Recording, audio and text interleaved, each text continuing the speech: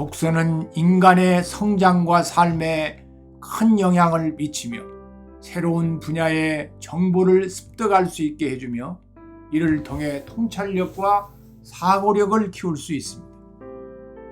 또한 생각의 폭이 넓어지고 세상을 균형 있게 바라보는 판단력이 생깁니다.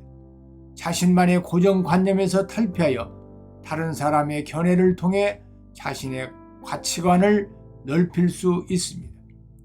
독서는 간접 경험을 통해 다양한 사람들의 모습을 볼 수 있고 새로운 세상이나 사상을 접하는 기회를 얻을 수도 있습니다.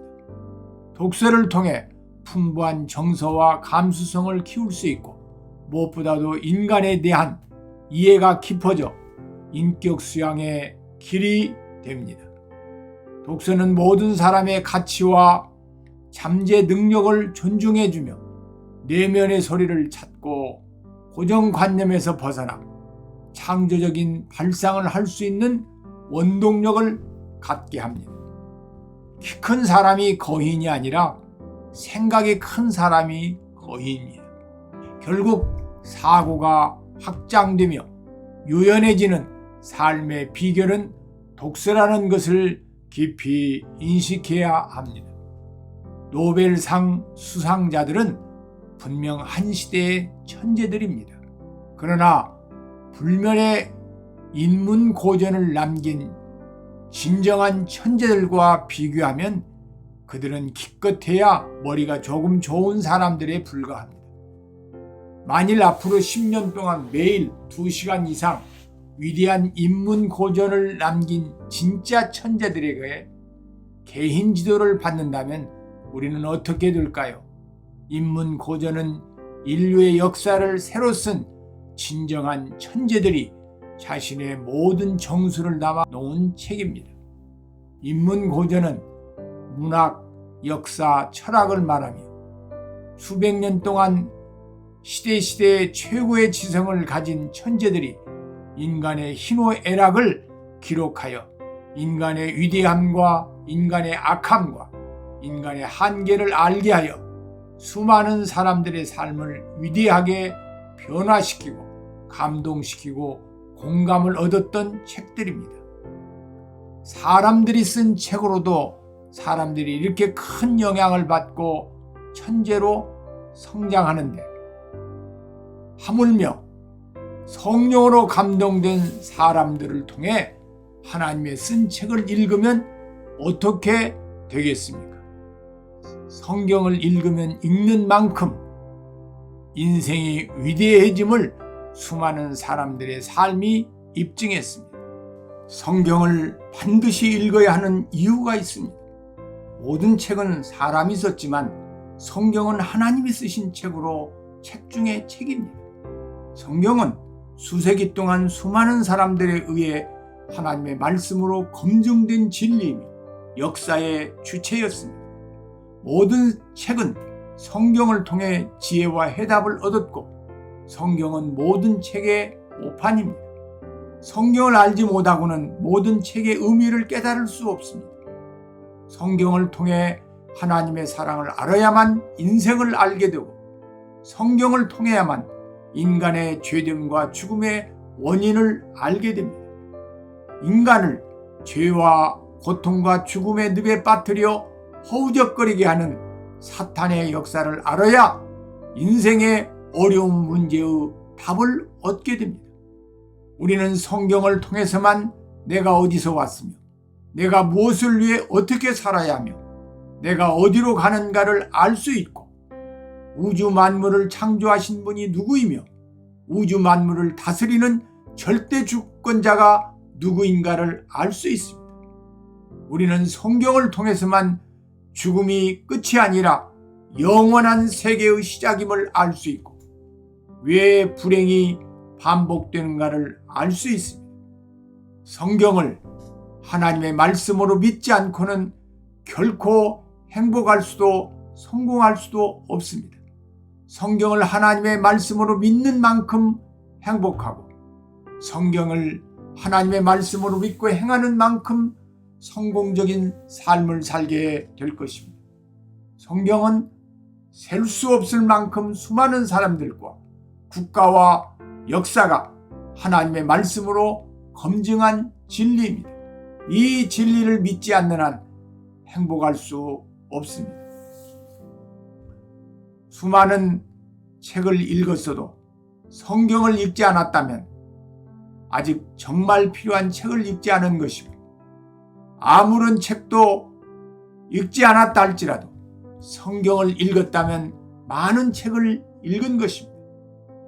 성경에는 인생의 모든 난제들과 해답들이 들어있습니다.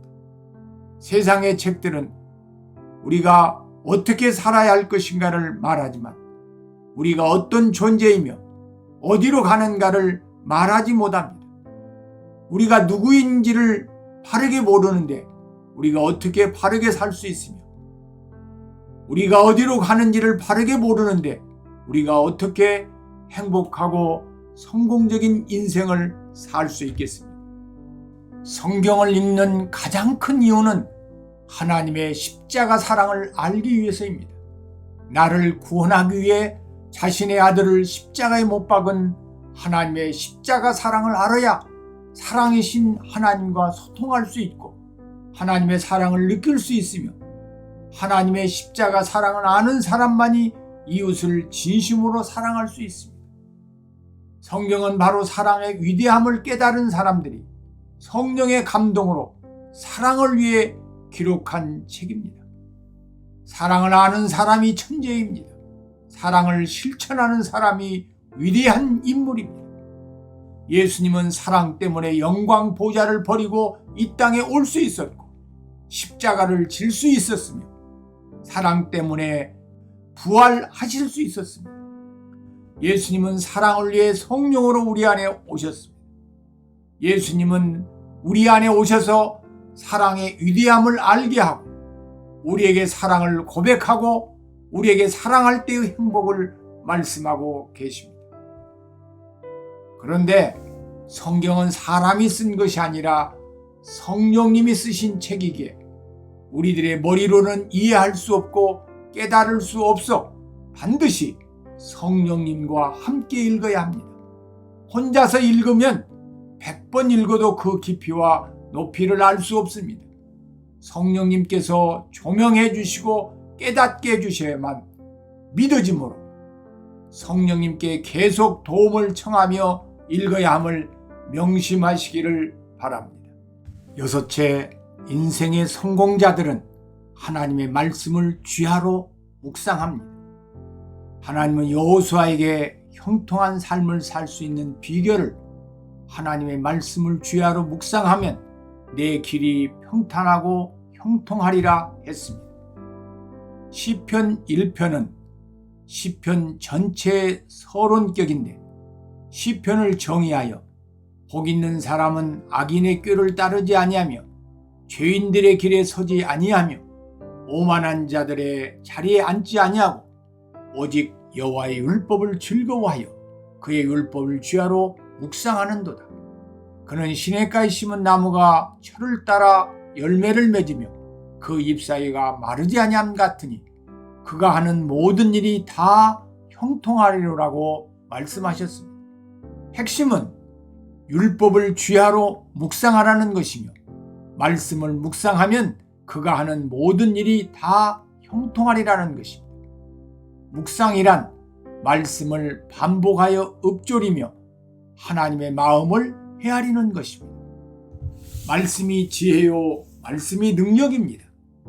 말씀이 사람을 살리고 사람을 이끌어갑니다. 말씀이 길이요 진리요 생명입니다. 말씀은 살았고 운동력이 있어 어떤 검보다도 예리하여 사람의 마음을 감동시키고 움직이게 하며 열정의 사람으로 만듭니다. 스가랴서 4장 6절에 만군의 여호와께서 말씀하시되 이는 힘으로 되지 아니하며 능력으로 되지 아니하고 오직 나의 영으로 되느니라고 했는데, 말씀과 성령은 동전의 양면과 같이 분리될 수 없는 동일체 관계입니다. 말씀을 묵상하면 할수록 성령이 충만하게 됩니다. 또한 성령이 충만하면 충만할수록 말씀이 살아있는 내마가 되어 우리 영혼을 사로잡아 말씀이 우리를 지혜와 능력으로 충만케 합니다. 성경을 알면 알수록 성경이 우리를 자유롭게 합니다. 모든 관념으로부터, 모든 속박으로부터 우리를 진정 자유롭게 하여 성령의 열매를 맺게 합니다. 아멘.